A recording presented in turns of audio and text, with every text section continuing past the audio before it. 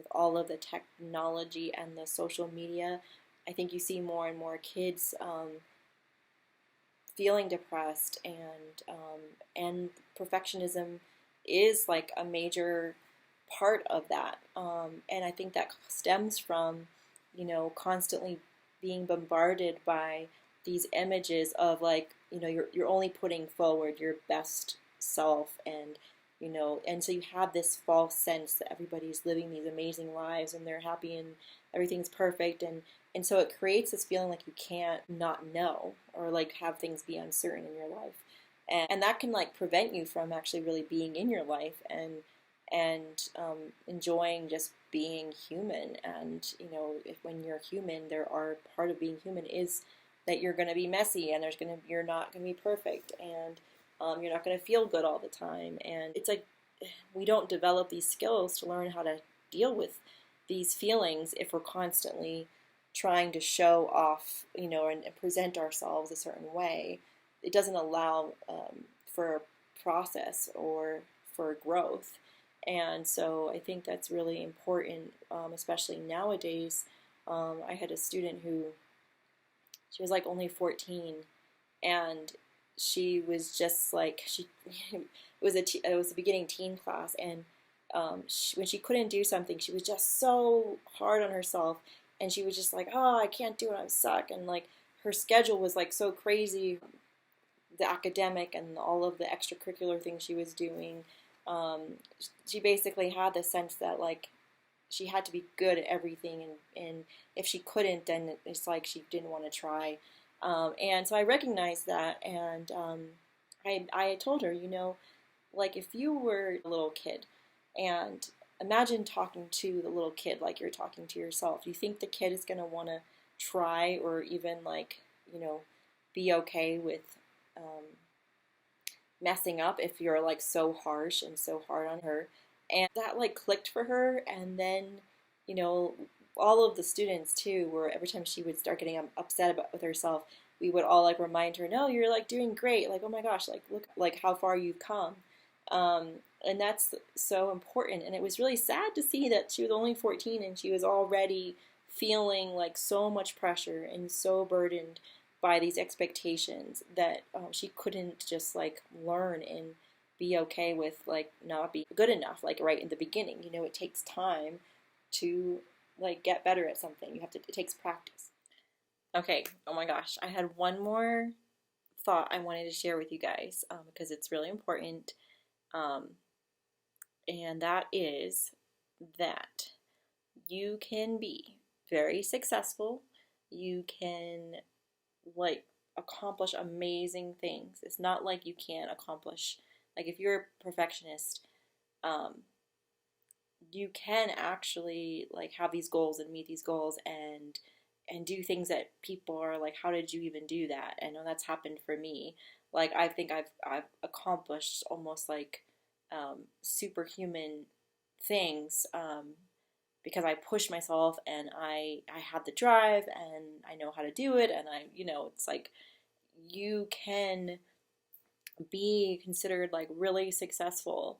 Um, but this is the thing about perfectionism. It's the result of it. Like, it's not that you can't accomplish things and meet your goals and like actually do amazing things. It's what happens to your body, what happens afterwards. How do I say this? Okay, so I put on this really big ballet production. I did it in a really short amount of time. Um, I had this vision. I was able to get from point A to point B and strategize the entire thing and make it happen. Um, it was a success, but at the end of it, I was completely depleted. I hadn't given myself, the recognition or the encouragement or the praise along the way. And I sacrificed a lot of myself, my personal life, and my health, and my mental well being to do that. So you would think people would be like, wouldn't you be so happy? Wouldn't you just feel so good because you accomplished this thing? Well, with a perfectionist, you can feel completely empty. Like you can feel completely nothing and numb after something like that, which is what I experienced. It was sad because I couldn't even go to the party afterwards because I just felt so drained and so exhausted. Um, I was happy. It was rewarding that I did it, but because it came from a place where I was overextending myself in order to, um, keep this studio afloat, I ended up dealing with the repercussions of that, which was that I was just exhausted and I just had to recover from it. And that can be really taxing on your body over time. So if you're constantly focused on achieving things by other people's standards, by other people's wants, everything's on your shoulders, and you don't know how to ask for help, and you don't know how to assert yourself and your needs, then you can do these amazing, amazing things. But in the end, you're not even going to be able to really enjoy them or appreciate it, even though everyone else is seemingly like so happy, and it can feel good to do that because as a person who is very um, giving, generous, it can feel good when you see that what you've done is bringing so much joy to so many people. But there has to be a balance, and I think that's the key with perfectionism is um, you have to first really know how to care for yourself and know your own needs and be able to express that and get those needs met and get support and get the right help, um, so that when you do something you don't feel like it's just completely all on you and you can't even really enjoy it what you've done. And that's a major thing that I think people who have a tendency towards perfectionism and overachieving is, on the surface it looks like they're just these really high functioning people, and it's true, except that over time it's going to affect you. It's going to be harmful to your body. It's going to eventually you're going to burn out and you can't sustain or maintain like that level of productivity. And for this instance, it was a short amount of time, a few months, but I really did feel the effects of it, and it kind of led me to this realization that I needed to start to think more about what I needed in my life.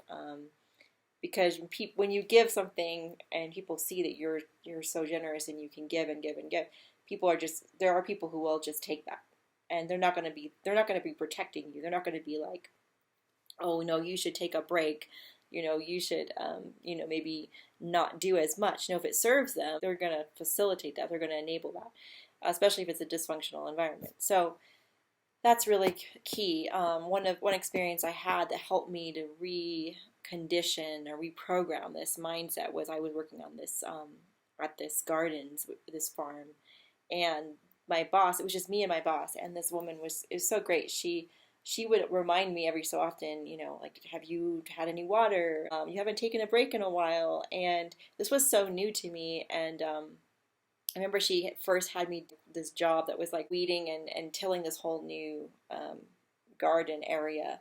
And, of course, it was like, it was like I'd only been on the job for a couple of days. And so I wanted to like prove that I could do these things fast. So I worked so hard and I did it in a really short amount of time. And she was just like, oh my gosh, like that's like almost too fast. Like you need to slow down.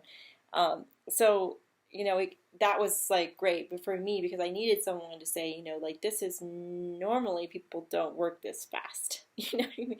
But like I was used to that. Like I was used to always thinking that I had to be like so good at something, even if I was just like new at it, or I have to be able to do it really fast and efficient.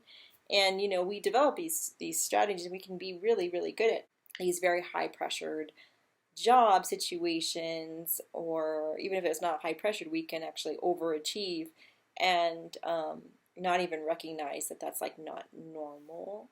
Um, and so it's kind of cool in a way because we develop these almost like superhuman skills. And once you develop or have more of a balance with yourself, you can actually use these skills towards for yourself.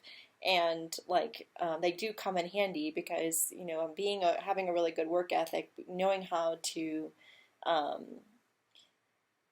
you know, it's like how to be successful. You just got to know how to do it in a way that's like benefits you, and actually where you're not like killing yourself to do it.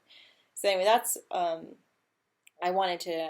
That was a really important thing I wanted to say and share about because it's not that like I was saying how you set these goals and it's like overwhelming and you can't do it and you don't want to do it if it's like too if like you're not going to be good at it, but you can also like be really good at something and excel at it and not actually appreciate yourself or like recognize yourself for doing it, and therefore you can't even really claim it or enjoy it.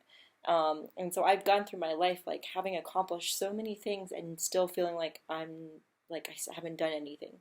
And you have to like to overcome that for me has been like reminding myself, like going back and actually going like threading the past like all the way into the present and going into the future, recognizing that there has been this like that actually have done these things and there's been this sequence, and it can feel like I've done nothing, and it's all about a perspective, like a change in perspective, and claiming those things, saying, oh yeah, like I danced at I train at these really prestigious ballet schools, and I dance with one of the top ballet companies in the world.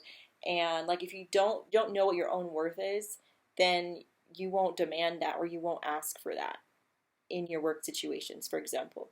And so if you don't claim those experiences in your life and really honor that and like recognize yourself, other people have a tendency not to do that for you. And that was a rare situation with the gardening, where she could see that I was overdoing something and actually like helping me learn to care for myself. Um, in other environments, they're probably not going to tell you to like take it down a notch. They're probably going to be happy that you're like doing so much. So it's sort of up to you. I think it's a matter of where you're coming from when you do things. Like if it's you're doing it because you feel like you have to do it for other people, and it's like you're so worried about, getting that approval, it's probably going to feel depleting and not like rewarding. If you're doing it because it's something you enjoy and it's something beneficial for you as well as other people, then there's going to be this like a closed loop kind of thing where you're putting energy out, but then it like comes back to you instead of putting energy out and then like nothing comes back. And so when you keep experiencing, when you have those experiences where you're putting yourself out and giving and you're not valuing yourself, and you don't feel valued by others, it's really hard to claim those and to embody those things. So you could go through life like having accomplished like a million things and still feel like it's not enough and still keep pushing yourself to do more and more, and you can't really appreciate what you've already done. And so in order for other people to appreciate you, you have to be able to appreciate yourself and almost like say like I'm worth this. This is who I am. And people respect that, and people will, if people don't, then you don't have to be there. So anyway, that was my last thought. I think there's enough information here, and probably too much information, honestly, for one video. But anyway, again, I appreciate you guys spending the time and listening. I hope it was helpful. I hope something resonated. Feel free to add your own thoughts, share in the comments, and I look forward to spending some time with you guys again in the future.